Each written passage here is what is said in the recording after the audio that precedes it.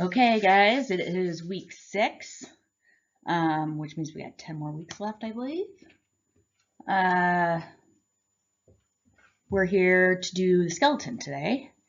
On here it says exercise 8 and 9. It's actually going to be chapter 7 and 8 in your book, with chapter 7 being the skeletal system, bone structure, and function. Which is basically the same thing as exercise 8 there. And then exercise, or chapter 8, is the skeletal system, the axial skeleton, which is the same thing as exercise 9 there. So, okay, so let's start with chapter 7, going over the bone structure and function. So we're going to go over a little bit of histology and some of the model stuff. So first, let's talk about the skeletal system. So remember, if going back to like week 1, I showed you all the 11 organ systems, or the 11 systems of the body. We are now on the skeletal system, which means the muscular system's next. So what that means. So first, the skeleton, it's 206 bones approximately. We have, there's some variations. Some people don't have some bones, or some, it's weird. It's really weird. Anyway, composition. So first, so the skeletal system composes of these 3 types of connective tissues, right?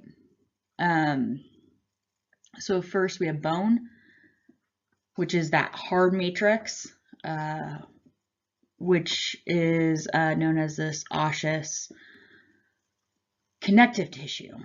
The next thing that we have is like cartilages, which here we have hyaline cartilage, which is a connective tissue as well. We know that there's 2 other types of cartilage, which I think we'll talk a little bit about today. And then there's ligaments that are connecting bone to bone. So this is a dense connective tissue. Tendons are actually bone to muscle, and I believe those are also dense connective. Okay. So let's talk about the 3 types of cartilage. So we have hyaline cartilage, which is the most abundant, elastic cartilage, and fibrocartilage. You guys should be able to tell the difference between these 3 cartilages. I actually have a system to do this. I don't know if I'll talk about it here, but I will definitely talk about it in class if somebody reminds me. So first, the hyaline. This is sturdy support and flexibility. So places that you'll find hyaline is like in your pharynx, your larynx area. Those cartilage rings that are in there are hyaline. Your sternum is connected with hyaline, I believe. I believe most of your nose is hyaline. So hyaline's mostly there for good support with some flexibility. Elastic cartilage is super flexible, and the places that you see this is the epiglottis, which we will talk about more about in 228. But a really good one is just your ears in general are made up of elastic, and I think the tip of your nose as well. But as you can see, this is for places where you need a lot of movement, right? You need a lot of flexibility, but you still need some structural support. Fibrocartilage is the last specialized cartilage. It is really, really strong. It's really close to bone, actually, and you're going to find this in 2 big places in between your vertebrae. So these are called intervertebral discs. Think about you walking all day and how that rhythm and gravity, I'm trying to be in the camera, there we go, is compounding, is like basically pushing on those vertebrae. And we know that the vertebrae are really important because they're encapsulating our spinal cord, which is very, very important because we know it doesn't grow back. So this cushion actually helps with wear and tear with that. So it needs to be very, very strong. The other places are knees, so our patella and around our patella and the connections. these are all fibrocartilage. Think about you crawling around on your knees. This is another just real good pressure point that has been able to develop this type of cartilage. I think these are just some of good to know cartilages. So here, or maybe these are specific cartilages. Articular cartilages are where bones come together. So we're going to talk more about epicondyles and stuff, but and I'll use bones in class to show this, but if you have a head of say your femur here and your tibia here, oh yeah, there we go, and you're doing a lot of bending and stuff, so you can imagine that there's going to be a lot of wear and tear, which is what cartilage is there for. It's there to protect and cushion in places where you get shock absorption or shock. It works as like a shock absorber. So those condyles are rubbing up against each other. So this articular cartilage sits on the ends of these condyles and works to articulate, basically. Costal cartilages, we're going to talk more about ribs here in a minute, but basically our ribs aren't just connected to our sternum. They are connected via these cartilage packs. The larynx cartilages, so these are just the cartilages that are the laryngeal cartilages. These are the cartilages that you find in the voice box. You guys aren't going to have to know about those heavily until 228. Same with the tracheal and bronchial cartilages. Nasal cartilages are the ones that you obviously find in the nose, and then lastly is the intervertebral discs. On this picture, you can see all the light blue places are hyaline, I believe, and the red looks like it's fibro, and the green is elastic. And you can see in the places where there's joints, like the hinge joints and stuff, those are all going to be those articular cartilages. Okay.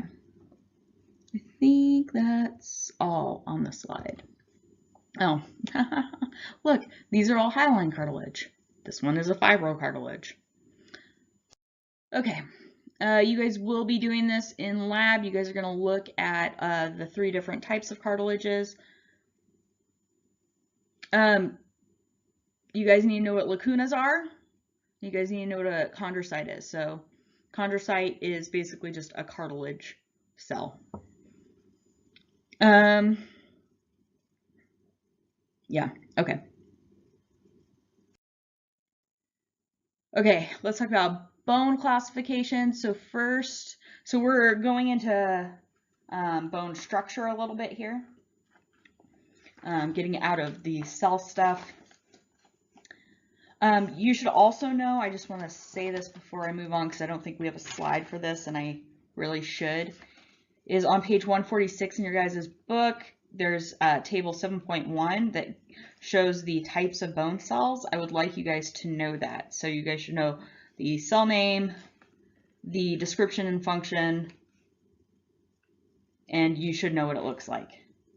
So once again, page 146, table 7.1. Okay, let's talk about classifying bone. So first, when you look at a bone, you can usually tell that there's 2 types of bone there. One is spongy, so this is, you can see in this picture here, it's pointing to it, but it's basically filled with all these trabecula, which is this intricate webbing.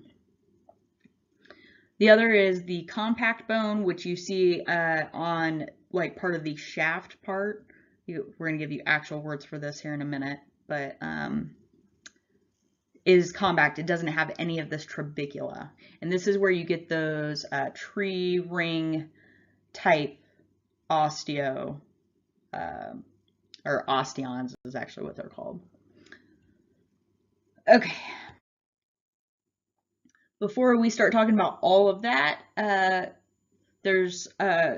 so before you classify into spongy and compact, these are some of the other classifying things that you do. So there are 6 categories to bone classification. Any bone in the human body will fall under one of these categories.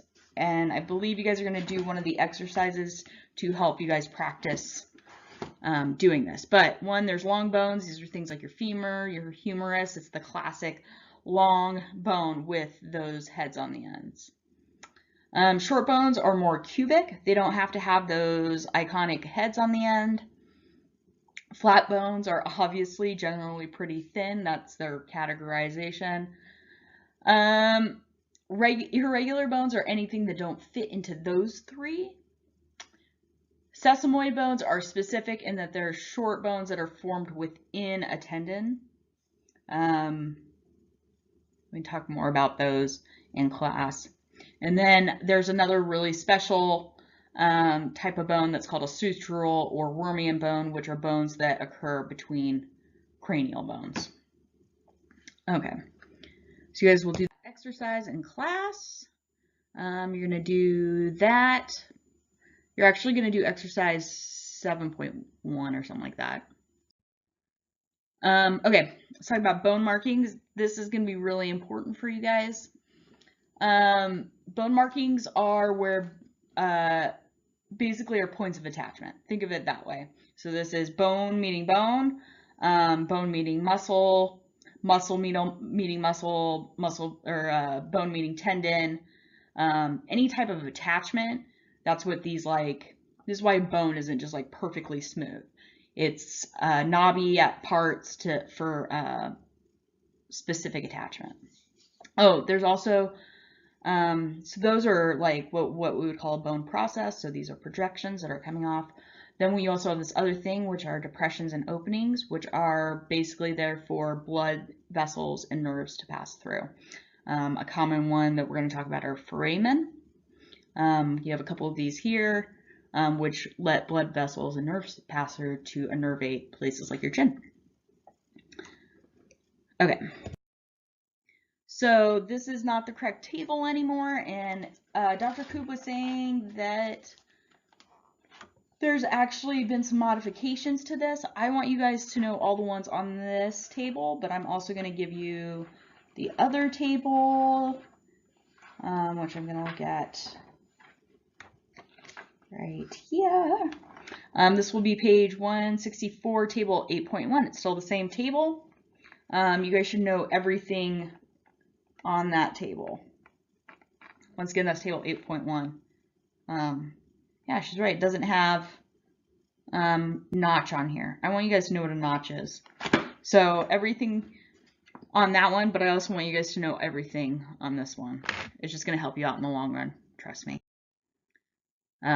This is also part of that. So you can see notch right here is an indentation at the edge of a structure. Okay. Once again, let me reiterate, you guys need to know that table from before. Like, it's one of the things that you just absolutely need to know. Okay, let's talk about the gross anatomy. This is specific to long bones. Remember, there were 6 different classifications of bones. We're just talking about long bone anatomy right here. This is because they're the most regular. So all the other bones may have some of these parts, or may lack others. I mean, it's just or may not, or may specialize in a way. So let's just talk about long bones. Everything on here that has a blue arrow, you guys need to know. So we already kind of talked about articular cartilage. You can see that at the top of this picture here. So you can see it happens over the head of the bone, also known as the proximal epiphysis. Ugh, this one's gonna be a hard one this year. Okay, so proximal. Remind yourself what proximal means. So this is the epiphysis that is closest to the body, right? Okay, as you can see down here, you also have a distal epiphysis. epiphysis. Nope. Just gonna let it go. And then, like I said, this was the shaft. The shaft is no longer a shaft. It's the diaphysis. It's gonna come to me. I'm gonna have this nailed by Friday. Okay. So we have the proximal epiphysis. Oh, I'm not even gonna do it. Okay. The diaphysis and then the distal epiphysis. Okay. You can see up here towards the head, there's spongy bone. Then you have this layer of compact bone. This is known as the epiphyseal line. Think of this as like a growth plate that, or like that nail matrix, or thinking back to that hair bulb where cells are growing out from it. That's what this epiphyseal plate is you have a cell line and basically those cells are growing out to create that spongy trabecula type bone structures.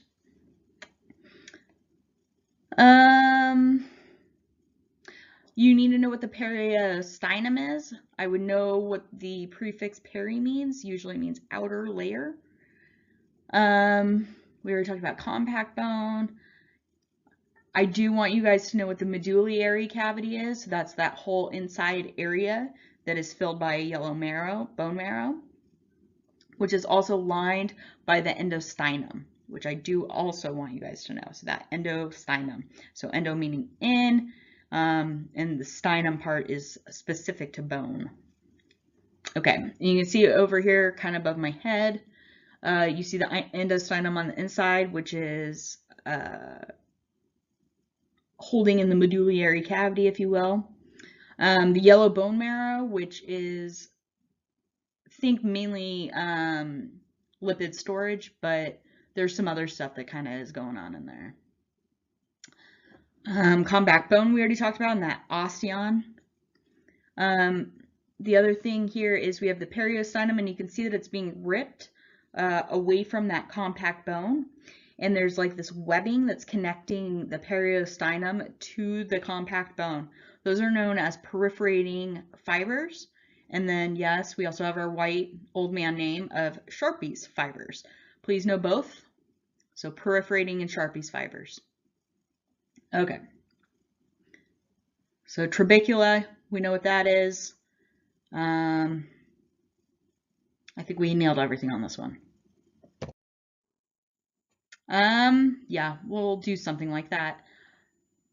If it's not out, remind me to pull the frozen bone out from the summer. Super cool. You can really see when the bone is fresh, you can really see that epiphyseal plate, which is really awesome.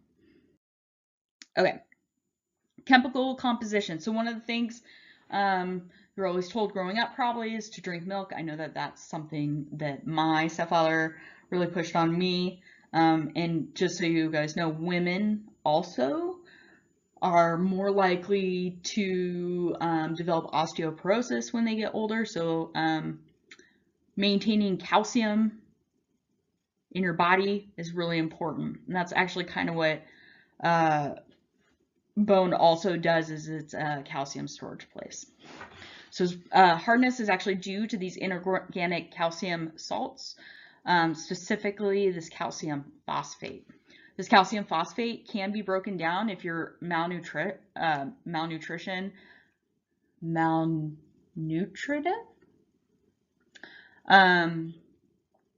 And so your bone will, you need calcium to function in a lot of your physiological systems. So if you don't have it free floating in your system, your body will borrow from your bones. We have specific bone sites that actually do this, the osteoclasts. Okay. Bone actually has a little bit of give as well, though. This is due to the organic elements of the matrix. So this is the collagen fibers, and collagen fibers are just a little bit elastic in general. So I've used this word a few times during this talk already. An osteon. So this is a structural unit of bone. This is basically a complete tree ring that you see here in yellow. The big dark spot in the middle is called the central canal. So imagine we have compact bone, and this is just one osteon, right? And there's just a bunch more all around them. So you have a bunch of these little osteons going, and so that's when you cut through bone like this. So if you turn it this way and you have all these osteons, they're running long across the bone. You can kind of see that in this picture down here. So remember that, keep that in your mind, that these things are running parallel, and you're just looking at a slice of it when you're looking at this top picture up here. So each one of those little rings, you can see right here, so there's 1, 2, 3, 4 rings, are known as lamellae. Oh, I forgot to say one more thing about the central canal. Actually, 2 things. So these central canals are the main source of nutrients to the actual osteons. Okay, the lamellae are surrounding those canals. Oh, the other thing I was going to say about the central canal, we have a white guy name for that as well, Haverson. So please know that one as well. Okay, I think you guys have actually heard me say this word quite a bit, lacunae, lacuna. These are the chambers that are holding the cells. So lacuna don't just happen in bone, they happen in cartilage tissue as well. These are these matrices, right? So these are these very fibrous matrices, which aren't super hospitable for cells to live in. It's hard to get nutrients through that. So instead we have these little lacuna that can fit a cell inside of it and basically creates this little oasis for the cell to sit inside with nutrients and stuff like that. The other thing you might be able to see here is, so maybe I can actually, so you can see here, this is a lacuna. And the purple thing inside of that, that's not the site, the osteocyte. That's the nucleus of the osteocyte. The osteocyte is filling up that lacuna in this picture. Okay, so that's the lacuna, and that's the cell inside of it. The other thing we're going to talk about is this canicula. Canicula, which are these tiny radiating channels. You can see them on this picture right here. These are these little things coming off it. Those are basically, think of those are like creeks coming off the lacuna that are nutrient rich, and they're feeding everything, okay? The last type of canal we're going to talk about, these are perforating canals, also white old man name, Volkmann's canals. These are also a blood vessel and nerve passage like the central canal, but they're running perpendicular to those central canals. So if our osteon's running down like this and our central canal is running down through the middle of that, our perforating canals are running, or Volkmann's are running perpendicular to that, okay? So it's basically connecting. So remember I was saying all those osteons are like this. It's basically connecting osteon channels, central canals together. Okay. So that is molecular structure of bone. I want you guys to be able to do this on the model, big, and you guys should also be able to find these 4 things on the microscope. Okay, you guys are we're gonna talk about ossification. I'm gonna remind you that there is that table, I think it's 7.1, that has that the 4 cells that I want you guys to know. Maybe.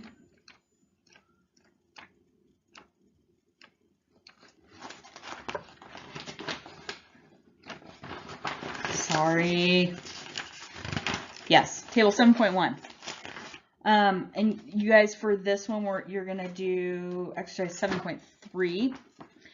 So you guys are going to read about the endochondral ossification, but this is basically this idea that hyaline cartilage is used as a model for bone formation. So you'll get hyaline. Remember when we talk about that epiphyseal plate, you'll see that there is number 2. So you can see that these are older cartilage cells, with this resting zone being the starting point of the epiphyseal plate. And so they're actually growing down, right? Okay. Hopefully we'll be able to explain this better in class. And it's not until number 3 that they start really hardening. The cartilage cells die, and then blood vessels come in and start going through there. So then you have these new bone formations, creating as those chondrocytes are ossifying and condensing.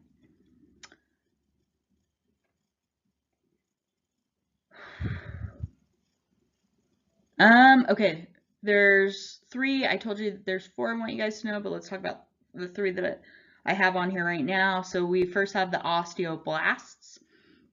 You guys don't destroy bone. You guys are going to keep thinking that the osteoblasts destroy bone, but they don't. These guys actually synthesize bone tissue, so they're creating new bone. That's what their job is. Then we have osteocytes, which are the mature version of osteoblasts that are actually trapped in the bone matrix. So they produced. So they're now in that lacuna, okay? That's where the osteocytes are. They've been trapped in their matrix. They have now found a nice little home. They have built themselves a home in their osteon. They're staying there forever. Okay. The last ones are osteoclasts, which break down tissue. And I heard a really good word mnemonic today, and now I can't remember what it was. Hopefully I'll remember it by Friday. Now I'm curious to see which one's missing. Are you guys curious? Because I'm curious. Oh, the last one is an osteoprogenitor cell. This is a stem cell derived from the mesenchyme that differentiates into an osteoblast. These cells are located in both the endosternum and the inner layer of the peristernum. Actually answers a question I had, which was yellow. Why do we take bone marrow inside people? Is it yellow or is it going to be the red? And it's actually the yellow. And I thought that was because stem cells occur there. And it looks like it does. So, and I know that because it says they're located in the endosternum, which is part of that like medullary cavity, right? So these are really cool stem cells. Okay. Okay, exercise 9. Oh, Lordy. Okay. You guys are going to do exercise 7.7. We got actually quite a few exercises you guys are going to do in class. I would definitely recommend doing the review sections for these guys. You guys are, for this unit, it's going to be memorization. You guys are going to want to flashcard the heck out of this. I'm actually going to provide some flashcards for the muscle section, which we're going to be giving you a huge list of muscles in 2 weeks. So week 8 is the muscle week. Week 9 is also a muscle week. And then week 10 is exam week. So basically it's going to be so much, and I don't want it to creep up on you. That's basically what I'm trying to say. Okay. So axial skeleton. Let me remind you again to focus on studying those bone markings. With that said, your post-lab quiz on Friday will be over the bone markings. Okay, so these are these landmarks, bony landmarks that we talked about, and gross anatomy of bones. All the bones we're about to talk about, I think from this moment on, I'm not going to test you on until next week. Okay? Okay, let's do this. Okay, let me remind you, we divide the skeleton into 2 divisions, the axial, which is our trunk, and then our appendicular, which is our limbs. Okay? So this week we're doing axial skeleton bones. Next week we're going to do appendicular. You guys are required to know a lot of bones for these 2 weeks. Even more so, you guys are going to have to know all these bony landmarks. I'm not going to test you on individual bony landmarks for a little bit. I will be more specific about that on Friday, I think. But for your post-lab exam this week, you will have specifically table 8.2 will be on your quiz, and am I saying that right? Nope. Sorry, table 8.1 will be on your quiz, parts of that, and all of anything from exercise 7. Okay? Okay, I think that's fair. Yeah. I like that. Okay. So our axial skeleton is protecting our really important parts, like our really, really important parts. Our brain, right? Our vertebral column, and then our heart and our lungs with our thoracic cage. So skull, vertebral column, thoracic cage. These are our big 3 divisions of our axial skeleton that we're going to talk about today. Okay, there's 2 sets of bones in the skull. One is the cranial bone, so these are the ones that are actually on your head, and then your facial bones, which are the ones that construct your face, and also, I believe this is your mandible as well. Sutures, this is, I believe, specific to the cranium. You won't see this anywhere else. These are interlocking fibrous joints that you'll see on skull bones. When we're in class, I'll actually show you the skull and you can see these connections. The mandible does not have this fibrous joint. As you can see, I can clearly move my jaw. This is because we actually have what's called a synovial joint right here. A synovial joint just means that it's a freely moving joint. So anywhere where you can freely move, you have a synovial joint.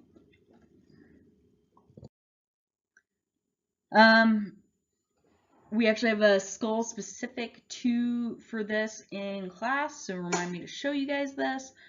But we have a couple of skull adaptations, if you will, that actually make our skull lighter, and these are our sinuses. Our sinuses actually do a couple of other things, but one of the things that it does that's advantageous is it actually makes our skull less heavy. So we have 4 places that we actually have these sinuses, which are just these kind of, think of them as these mucousy chambers that are, they're not completely empty, but they are air filled, and they should be.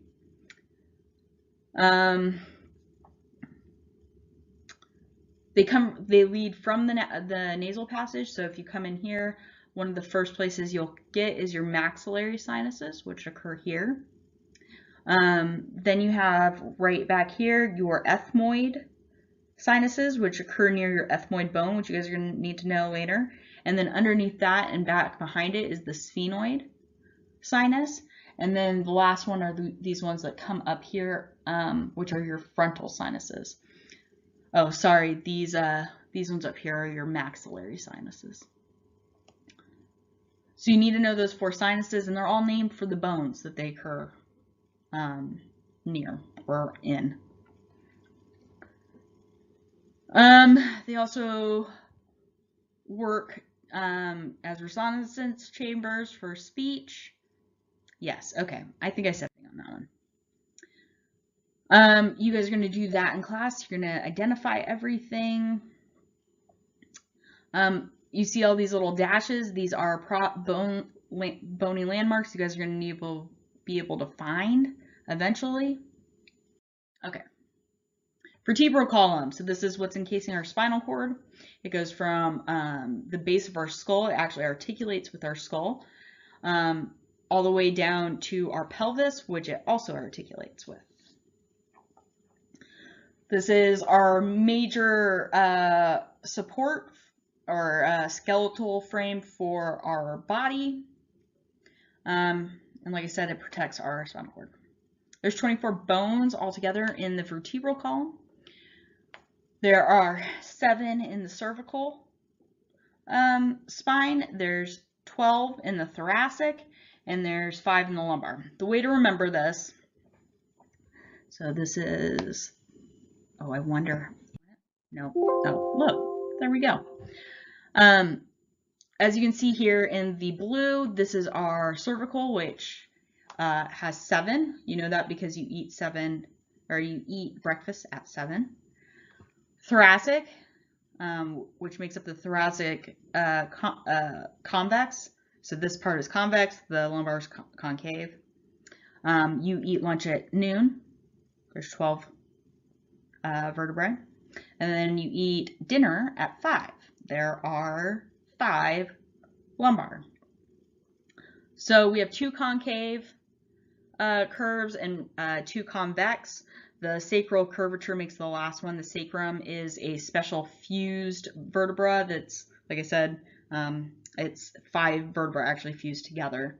And it holds the caudal equinus, I believe is the right terminology, but it's basically a bunch of nerves go through those holes to finish your spinal cord. Okay. I think that's everything.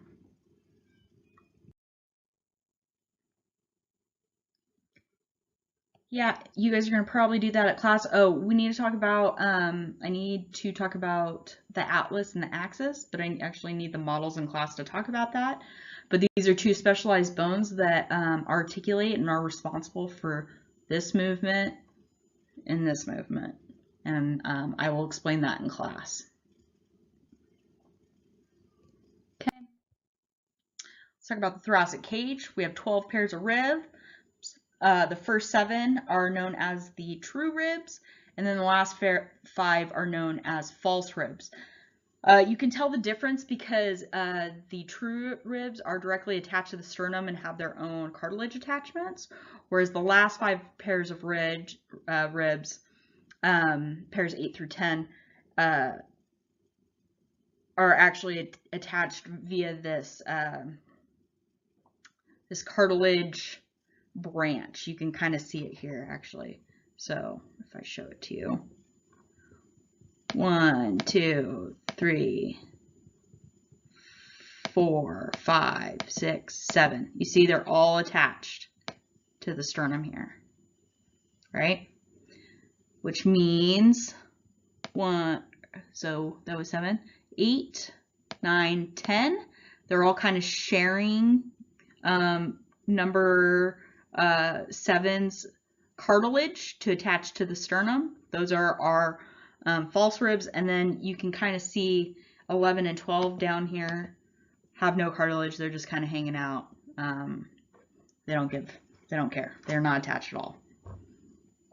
The sternum itself is actually 3 bones that have been fused together. So this is the first bone right here, known as the mandiburum. This is the next piece right here. This is known as the body. And then lastly is this little pointy part you can see off here. This is known as the xiphoid process. It's a cage-like structure, obviously, and it protects our heart and our lungs, which are very important to living. I already kind of talked about the sternum, the manubrium, the body. Oh, it's also known as a gladiolus. Ooh. And then the xiphoid process, and we talked about the ribs. You guys should be able to identify this on all the model.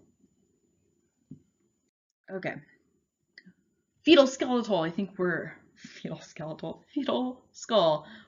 We're almost done with this.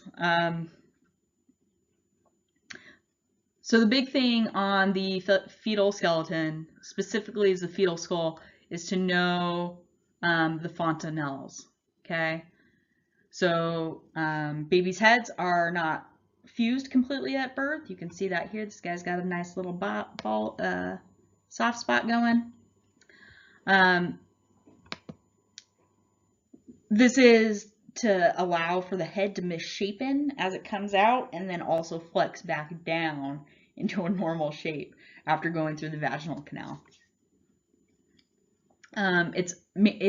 So think of it as almost bone. It's getting there. So it's still made of these fibrous membranes, and it's going to allow the brain to grow. It's really interesting. Our babies aren't basically fully human when they first come out. They're very, very vulnerable. This is one of the things, is their brain's still growing. They're still developing quite a bit once they come out. And so you go through rapid brain expansion after you're born. And so this actually allows for that to happen. About 1.5 to 2 years old is when you get complete ossification. So for those of you who have been dropped on your head, this is the joke, right? This is the joke, is if you, between 1.5 and 2 years, you get dropped on your head before that, you probably have a little bit of brain damage. Not true. So you can almost have, that's when we know it's like going to be completely ossified. So, but it's still going to be pretty well protected a little bit before that. But yeah, don't drop babies on their heads. This is not a good idea. These are the 4 fontanelles you guys need to know. They're basically named after the bones that they occur on or near. So anterior, so this is our anterior, this is the frontal bone, this is the frontal fontanelle, obviously. You have the mastoid fontanelle, I believe occurs somewhere back here. Sphenoidal, I would have to look at. And then lastly, the posterior or occipital happens back here. This is, I bet it, this is mastoid? I'd have to look at it. I'm gonna look at it before Friday. I think this is the last slide. It is. Okay. I will see you guys on Friday.